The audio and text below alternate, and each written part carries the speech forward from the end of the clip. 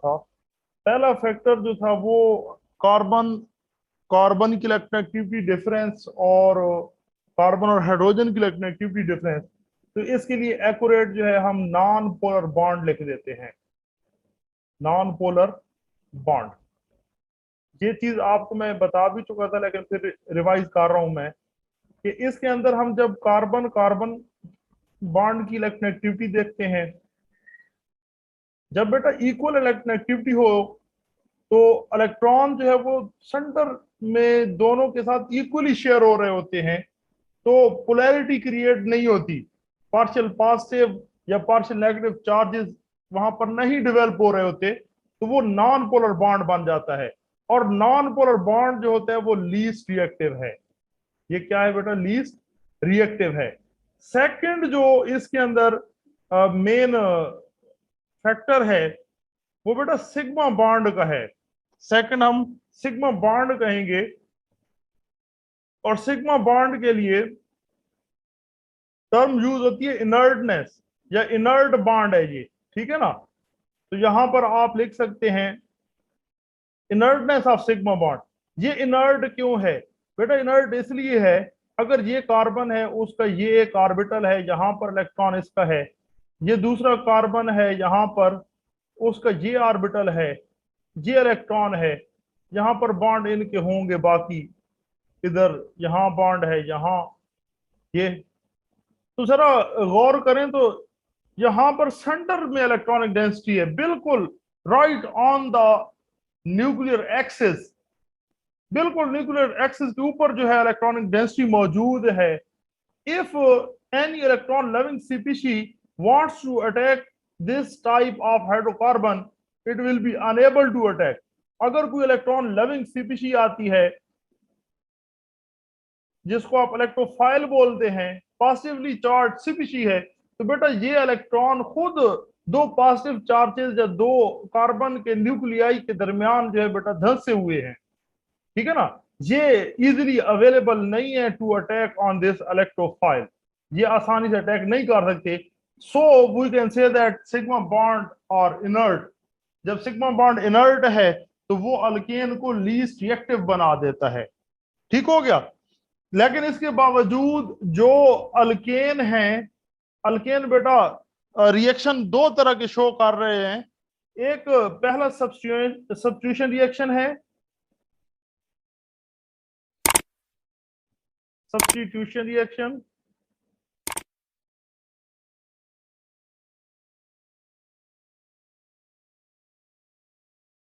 और सेकंड जो है हमारे पास थर्मल एंड कैटालिटिक रिएक्शन है, thermal and catalytic reaction.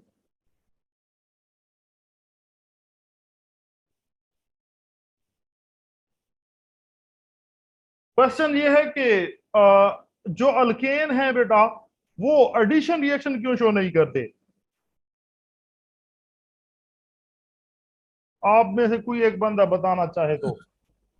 Sir उसमें क्योंकि डबल बॉन्ड नहीं है जो टूटेगा और फिर उसके बाद अंदर कुछ ऐड होगा। बिल्कुल ठीक हो गया, इनके पास डबल बॉन्ड मौजूद नहीं होता, इस वजह से ये एडिशन रिएक्शन शो नहीं करते। अक्सर एमसीक्यूज में ये एमसीक्यूज में शो होता है कि या वो रिएक्शन में वो पूछ लेता है, या इस तरह का एमसीक्यूज आ जाता है कि which one of the following alkane do not show which one of the following reaction. तो वहां पर कोई एडिशन रिएक्शन होता है या इस तरह का कोई रिएक्शन होता है, तो याद रहे कि सब्स्टिट्यूशन रिएक्शन, थर्मल और कैटालिटिक रिएक्शन तो शो करते हैं, लेकिन इसके अलावा जो है बाकी रिएक्शन शो नहीं होते, ठीक है। अच्छा, रेडिकल सब्स्टिट्यूशन रिएक्शंस जो हैं उन पर हम बात करना चाहेंगे। अब रिएक्शंस की तरफ बेटा आ रहे हैं, तो कोई बात समझ रहा है तो आप लोग पूछ सकते हैं, क्लियरली पूछना है, इस तरह ना हो कि बातों को जो है इग्नोर करके ठीक है जी जाने दें। क्वेश्चन है बेटा radical substitution reaction.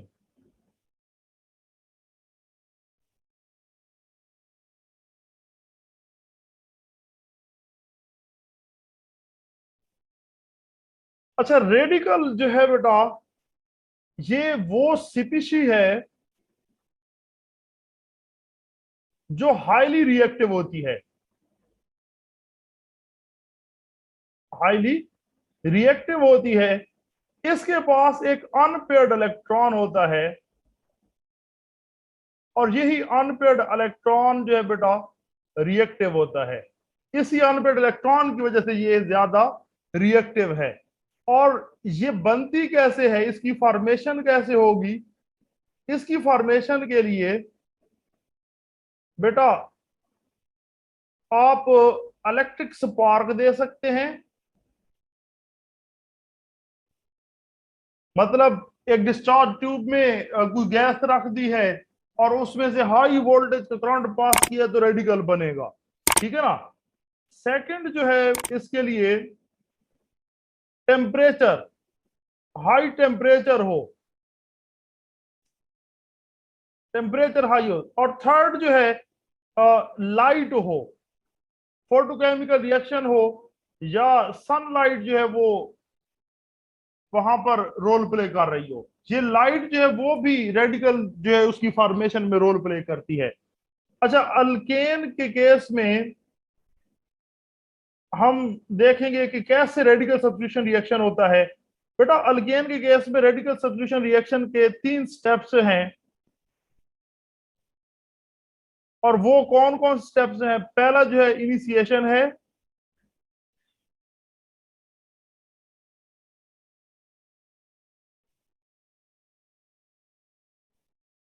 Second propagation है,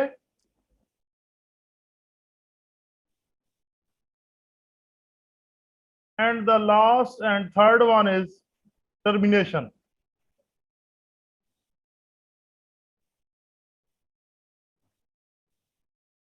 यहां पर आपने जो बात याद रखनी है, इनकी प्रोडक्ट्स याद रखनी है, और इस स्टेप को इनिशिएट कैसे करना है या किस तरह ये इनिशिएट होता है, ठीक है ना। मेन ये चीजें याद रखनी है। तो फर्स्ट इनिशिएशन है बेटा, इनिशिएशन जो है इसका मतलब होता है start, it is just start of reaction,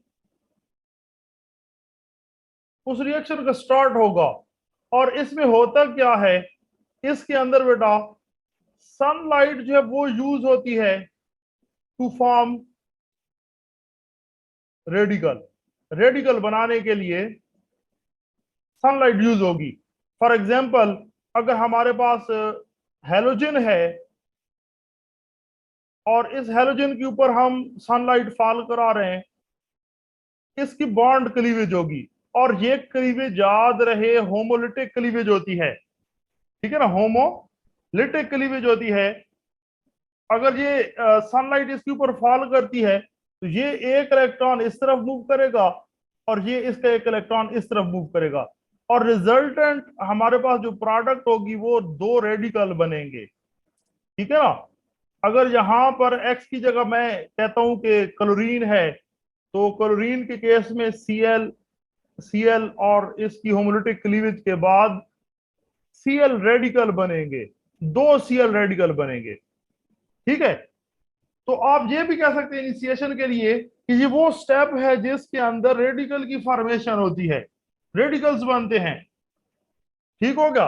और सेकंड स्टेप जो है, नाम उसका बेटा बता रहे, उसका नाम है प्रोपगेशन। प्रोपगेशन का मतलब होता है ग्रोथ।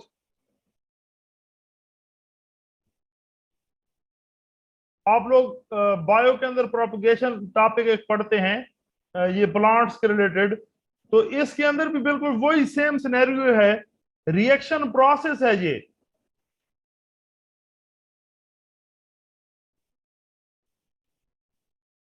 रिएक्शन का प्रोसेस हो रहा है, रिएक्शन कंटिन्यू हो रहा है, ठीक है ना, कैरी ऑन हो रहा है, इस तरह कहें। इसके अंदर होता क्या है, इसके अंदर रेडिकल जो है बेटा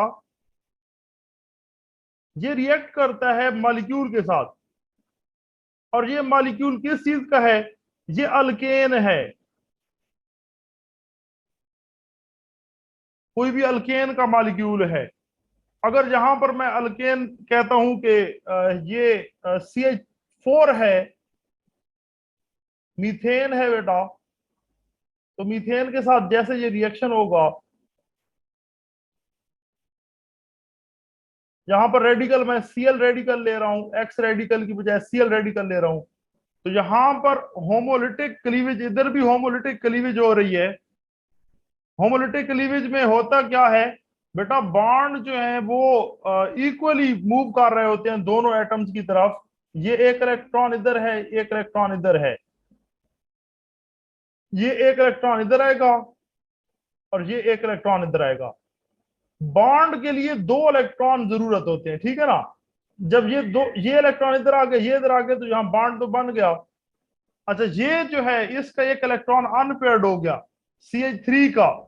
जैसे वो बेटा अनपेयर्ड हुआ तो यहां पर वो CH3 रेडिकल बन गया और साथ जो है HCl बन गया,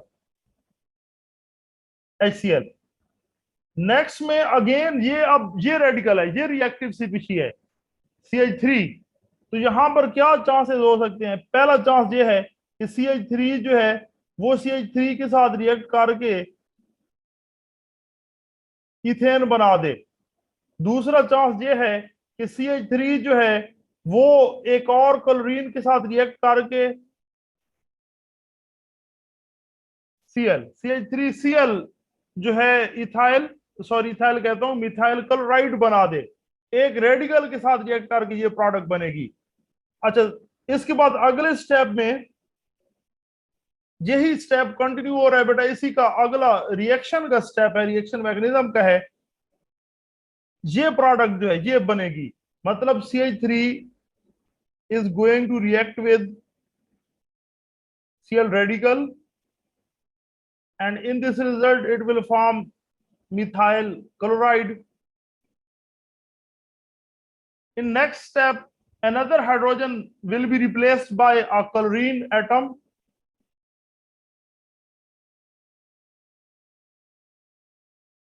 अगले स्टेप में फिर क्या होगा,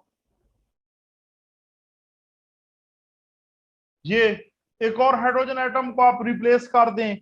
इसी तरह रिप्लेस करते करते इसकी जो प्रोडक्ट बनेगी, बेटा मैं डायरेक्ट प्रोडक्ट लिख रहा हूं, रिएक्शन नहीं लिख रहा, वो प्रोडक्ट CH2Cl2 बनेगी, CH2Cl2। ये था मिथाइल क्लोराइड या क्लोरोमीथेन।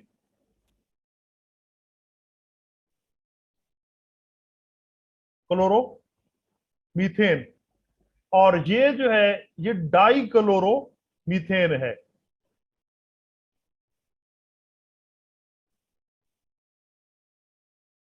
इसकी प्रोडक्ट देखते जाएं कौन कौन सी बन रही है। और इसके बाद फिर डाइक्लोरोमीथेन की हेलोजिनेशन जब करेंगे तो वो बनेगा CHCl3। ये ट्राइक्लोरो मीथेन है, और इसका एक और नाम भी है, मे भी आप लोग जानते हो, इसको कहते हैं क्लोरोफॉर्म। Yes sir. और ये एनेस्थेटिक ड्रग के अंदर यूज होता है, आप लोगों को पता होगा। और इसकी लास्ट प्रोडक्ट जो है ये हाइड्रोजन भी रिप्लेस हो जाएगा और रिजल्टेंट CH कहता हूं CCl4 बनेगा, CCl4। और ये है बेटा टेट्रा क्लोरोमीथेन।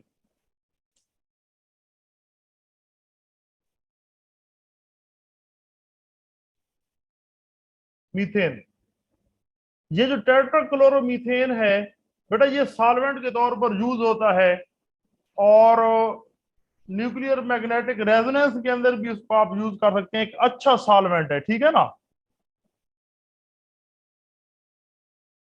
अच्छा, एक स्टेप टर्मिनेशन है, इसका लास्ट स्टेप जो है टर्मिनेशन। बेटा टर्मिनेशन हर उस जगह पर टर्मिनेशन होगा जब 2 रेडिकल रिएक्शन करके रिएक्शन को स्टॉप करवा देंगे, ठीक है। तो पॉसिबल इधर जो रेडिकल के रिएक्शन कौन कौन से हैं, यहां पर मैं टर्मिनेशन पहले हेडिंग लिख दूं। पहला टर्मिनेशन का रिएक्शन कि वो क्लोराइड रेडिकल अपने ही क्लोराइड रेडिकल के साथ रिएक्ट करके क्लोरीन गैस बना दे, ये भी टर्मिनेशन रिएक्शन है। दूसरा टर्मिनेशन रिएक्शन कि जो CH3 रेडिकल बना था वो क्लोराइड रेडिकल के साथ रिएक्ट करके मिथाइल क्लोराइड जो ये बना दे। और तीसरा टर्मिनेशन रिएक्शन इसका ये हो सकता है कि ये जो मिथाइल बेटा रेडिकल है, ये अपने ही मिथाइल रेडिकल के साथ रिएक्ट करके इथेन बना दे। तो इसमें जो प्रोडक्ट्स हैं ये आपको याद रखनी है सारी, ठीक है ना। इनमें से कोई भी वो प्रोडक्ट जो है वो दे सकता है और कह सकता है कि which of the following is the product of halogenation of alkane, या इस तरह हो सकता है कि which one of the following is not form during halogenation of alkane, इसमें से कौन सी प्रोडक्ट नहीं बनती, तो वो सारी दूसरी प्रोडक्ट्स दे देगा जो बन रही होंगी, और एक उनमें से प्रोडक्ट ऐसी होगी जो नहीं बन रही होगी, ठीक है ना। तो ये इस तरह का इसमें से आपने टॉपिक लेना है। ये प्रोडक्ट्स याद रहेंगी आपको? Yes sir. सर कोई क्वेश्चन इसके रिलेटेड है तो बताएं। सर ये प्रोपोगेशन का सवाल किस तरह आएगा? प्रोपगेशन में बेटा ये फर्दर जो है आप प्रोपगेशन के लिए ये बात माइंड में रखें कि रिएक्शन कंटिन्यूअसली आगे प्रोसेस हो रहा है, वन बाय वन हाइड्रोजन उसमें से एलिमिनेट हो रही है। इसमें देखें ना, अगर यहां पर तो एक हाइड्रोजन रिप्लेस हुई है, ये रेडिकल बना, नेक्स्ट में यहां पर एक हाइड्रोजन लग जाता है और क्लोराइड का एक रेडिकल बन जाता है, तो ये स्टेबल हो जाएगा और एक क्लोरीन का रेडिकल फिर बन जाएगा।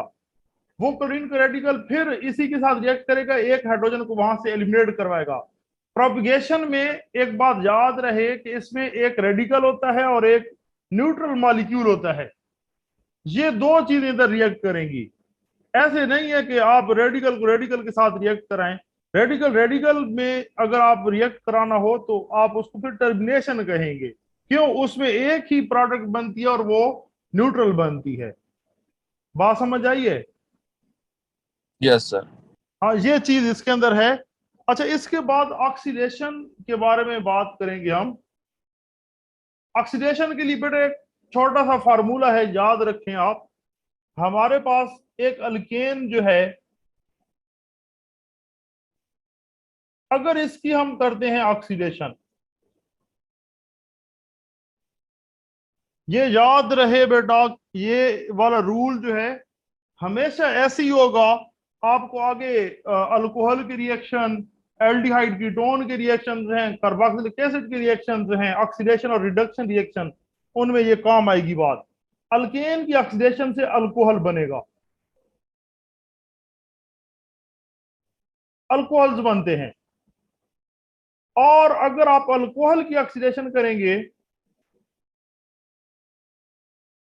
तो रिजल्टेंट एल्डिहाइड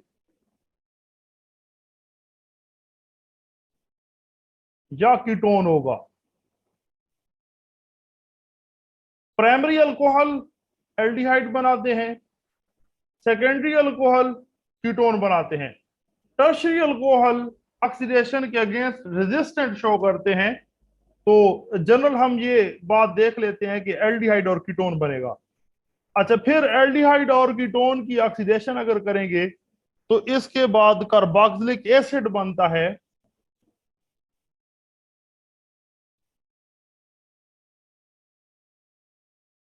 और कार्बोक्सिलिक एसिड की ऑक्सीडेशन करेंगे तो फिर कार्बन डाइऑक्साइड और साथ कोई और बाई प्रोडक्ट इधर बनेगी, ठीक है ना।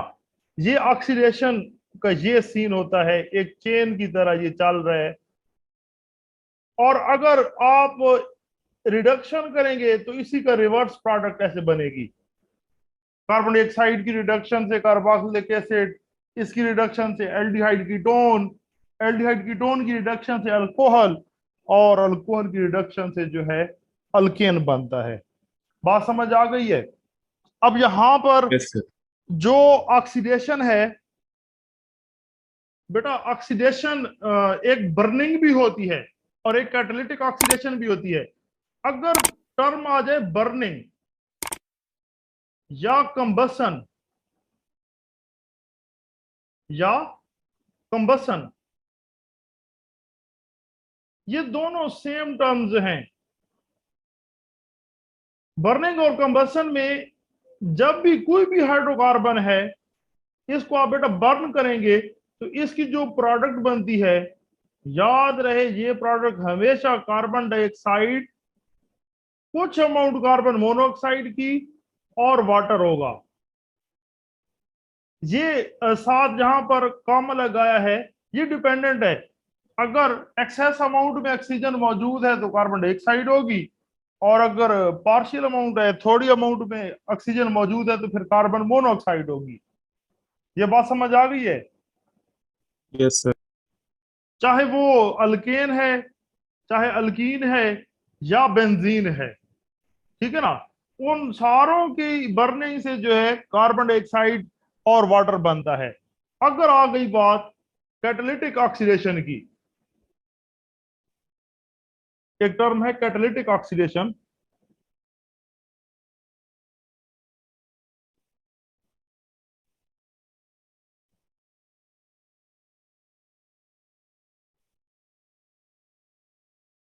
इसके लिए जो कैटलिस्ट यूज करते हैं बेटा, कॉपर मोस्टली यूज होता है, ठीक है ना। अगर मीथेन है, बेटा अभी बता चुका हूं कि अल्केन से अल्कोहल बनेगा, तो मीथेन से इसी का अल्कोहल बनेगा CH3OH, ठीक है ना। इसी का अल्कोहल, एक कार्बन वाला अल्कोहल बनेगा, और इसके अंदर रिएक्शन कंडीशंस जो है एट हाई टेम्परेचर। जी बोले बेटा, क्वेश्चन है तो।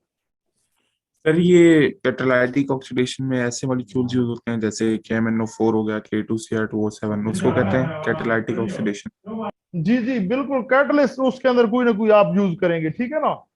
तो ये ऑक्सीडाइजिंग एजेंट जहां पर आप यूज करते हैं, KMnO4 है, या पोटाशियम डाइक्रोमेट हो गया, ठीक है, इस तरह के आयरन के ऑक्साइड्स भी इसके लिए यूज करते हैं, फास्फोरस के ऑक्साइड हो गया, कुछ एसिड भी इस्तेमाल होते हैं। यहां पर आप कॉपर यूज कर रहे हैं, ठीक है ना, और ऑक्सीजन साथ जरा। होगी। ये ऑक्सीजन उन्हीं बेटा रिएजेंट से मिलती है जो ऑक्सीडेशन के लिए यूज करते हैं, ठीक है। Yes sir. अच्छा, फिर नेक्स्ट में ये मेथनॉल, इसकी ऑक्सीडेशन की तो इसी का एल्डिहाइड बनेगा जो कि फॉर्मल्डिहाइड है। ये अगर ये समझ नहीं आ रहा तो बेटा रिएक्शन खोल के मैं इधर शो कर देता हूं, इसी को खोल के लिखते हैं। ये देखें ना, कार्बन OH ऊपर लिख दिया है, हाइड्रोजन, यहां हाइड्रोजन है, इधर हाइड्रोजन है, और यहां हाइड्रोजन है। अगर ऑक्सीजन ऐड करवा रहे हैं तो एटॉमिक ऑक्सीजन है। ये क्या चीज बन रही है इधर, ये वाटर बन रहा है, इधर डबल बॉन्ड आ जाएगा, तो वाटर इसमें एलिमिनेट हो जाएगा, और डबल बॉन्ड यहां पर आएगा तो ये फॉर्मल्डिहाइड बन जाएगी। और नेक्स्ट में इसकी ऑक्सीडेशन से फॉर्मिक एसिड बनेगा, ये।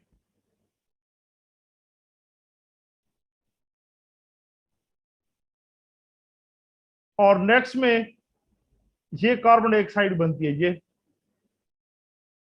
CO2 इसमें से रिमूव हो जाएगी, और साथ वाटर बनेगा, ठीक है। मीथेन के लिए, अगर मीथेन की बेटा ऑक्सीडेशन करते हैं तो उसकी प्रोडक्ट्स में एक methyl alcohol, formaldehyde, formic acid और कार्बन डाइऑक्साइड, ये उसकी मेन प्रोडक्ट्स हैं। तो ये याद रहे, क्वेश्चन आ जाता है कि partial upon partial oxidation of methane, which one of the following will be product, इनमें से कौन सी प्रोडक्ट होगी। तो बेटा पार्शियल ऑक्सीडेशन हो रही है कैटालिटिक, पार्शियल के लिए ये भी बेटा आ सकती है, ये भी आ सकती है, और ये भी आ सकती है। कार्बन डाइऑक्साइड की अगर बात होगी तो ये कंप्लीट ऑक्सीडेशन है, कंप्लीट कैटालिटिक ऑक्सीडेशन है, और कंप्लीट बर्निंग केस में भी यही बनती है, कंबशन रिएक्शन भी यही प्रोडक्ट देता है, ठीक है। पार्शियल अगर आप कैटालिटिक ऑक्सीडेशन की बात करेंगे तो इन तीनों में से बेटा कोई भी आप बेटा उसमें से ऑप्शन आता है वो आप चूज कर सकते हैं। ठीक हो गया।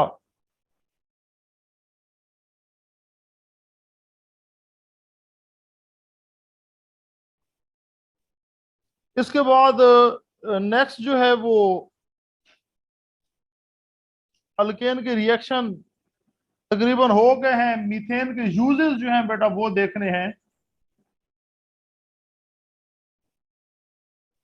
मीथेन कहाँ कहाँ यूज होती है आप लोगों को कोई अंदाजा होगा?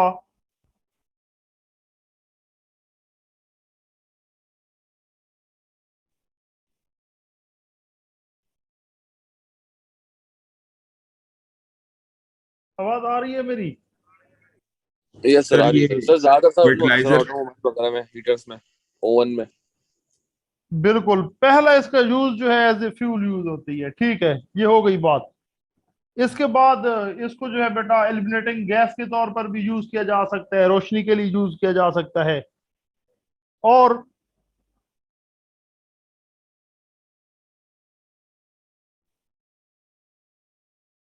जो बातें बेटा आप लोग इसके अलावा देखेंगे उसमें पहली बात यह है कि यूरिया की मैन्युफैक्चरिंग के अंदर इसने रोल प्ले करना है। ठीक है ना? Uses in formation of urea.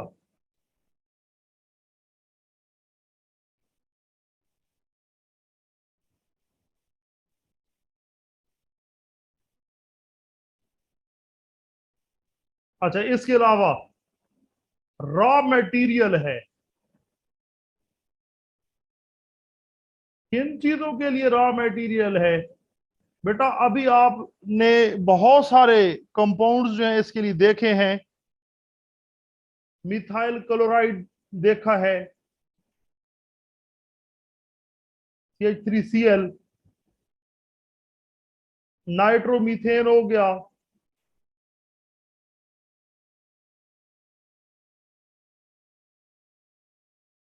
Methanol हो गया,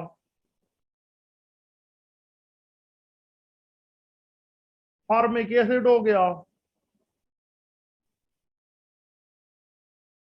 फॉर्मेल्डिहाइड हो गया। सर ये नाइट्रोमीथेन में क्या है? अगर आप अल्केन का रिएक्शन जो है, मीथेन का रिएक्शन नाइट्रिक एसिड के साथ करें तो फिर नाइट्रोमीथेन बनता है। ये मैं लिख देता हूं इधर रिएक्शन इसका। ये मीथेन है CH3,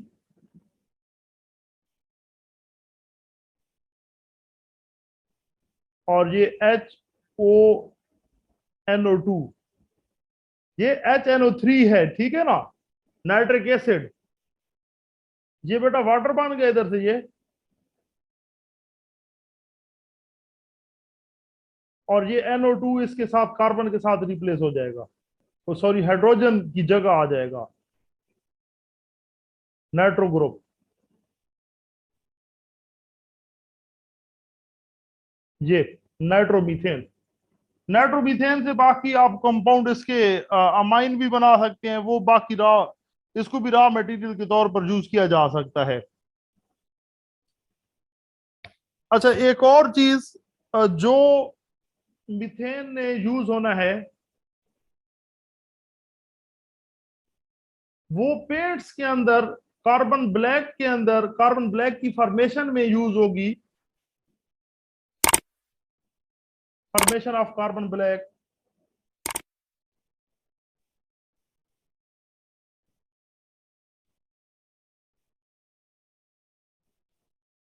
और कार्बन ब्लैक जो है टायर्स वगैरह के अंदर इसने रोल प्ले करना होता है। उधर जो है इसकी बड़ी यूजेस हैं।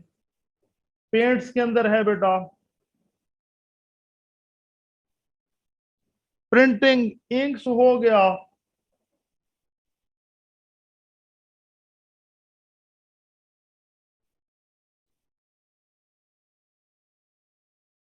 कार्बन ब्लैक किस में यूज होता है?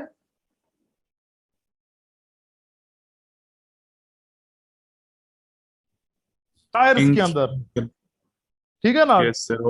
रोड पे जो सर वो डालते हैं ब्यूटुमेन, उसमें भी होता है। उसमें भी बिल्कुल यूज हो सकता है। तो ये मीथेन के कुछ बेटा यूजेस हैं। और हाइड्रोजन साइनाइड भी हम बना सकते हैं मीथेन से, हाइड्रोजन साइनाइड। ठीक हो गया।